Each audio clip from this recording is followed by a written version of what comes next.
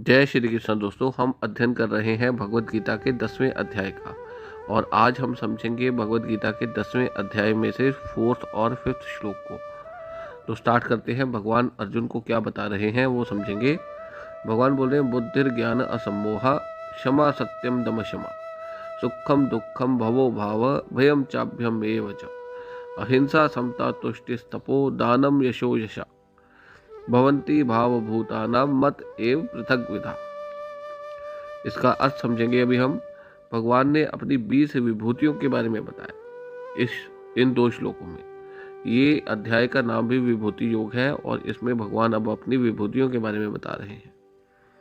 तो समझेंगे भगवान की विभूतियों को। भगवान बता रहे हैं बुद्धि, ज्ञान और असम्मोह। बुद्धि यानी कि हमें निर्णय करने की क्षमता, अच्छे और बुरे में डिसीजन लेने की क्षमता।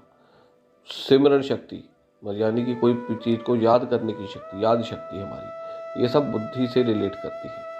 और उसके बाद ज्ञान, ज्ञान यानी नॉलेज, और असम्मोह यानी विचारों में स्पष्टता। भगवान की ये विभूतियाँ किसी में ज़्यादा स्पष्ट होती हैं, किसी में कम स्पष्ट होती हैं। जिससे जैसे कार्य करवाने होते हैं उसके हिसाब से ये उतनी व्यक्त होती हैं।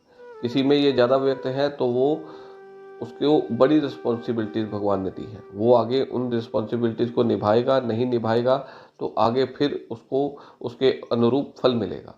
और किसी में कम व्यक्त है यानी कि कोई समझिए कोई मेंटली रिटार्डेड है तो उसके पुराने संचित कर्म है, उसकी वजह से ये उसमें कम व्यक्त है और वो यहाँ अपने कर्मों को भोग रहा है। तो यानी कहने का मतलब ये है कि ये सब शक्तियाँ जो हैं वो ईश्वर से आई हैं, इसके ऊपर अभिमान नहीं करना। और किसी में ये कम व्यक्त है तो उसको तुच्छ नहीं जानना। इस श्लोक में टोटल भगवान ने 20 अपनी विभूतियों के बारे में बताया है। तो एक बारी दोबारा सबको समझ लेते हैं, जो पहले वाली बताई है उनको भी दोबारा सुन लेते हैं अब। तो बुद्धि, ज्ञान, असम्मोह, क्षमा, सत्य, दम शम यानी इंद्रियों पे और मन पे कंट्रोल करने की क्षमता, दुख, सुख, उसके बाद जीवन, मृत्यु, भय, अभय, अहिंसा, समता और तुष्टि यानी कि कर्म के अनुसार जो प्राप्त हो उसमें संतोष करने की शक्ति, तप यानी व्रतों को पालने की शक्ति, दान करना, यश और अपयश, ये भगवान की 20 अभिव्यक्तियां हैं। कोई ज़्यादा बड़ा दानी है तो वो अपने आप को दान का अभिमान करना शुरू कर देगा।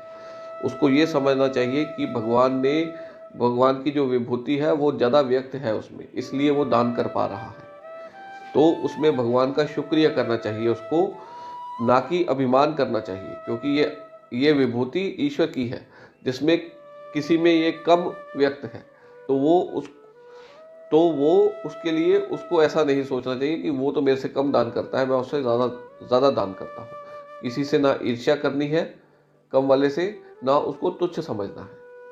और अपने अंदर कोई अभिव्यक्ति ज़्यादा व्यक्त है तो उसके ऊपर भी अभिमान नहीं करना। तो भगवान ने बता दिया कि ये 20 जो विभूतियाँ हैं ये मेरे से ही सब में आई है। इसका एकमात्र सोर्स जो है वो मैं हूँ। मेरे से आत्मा ने ग्रहण की है और आत्मा से फिर शरीर ने ग्रहण की है। जय श्री कृष्ण।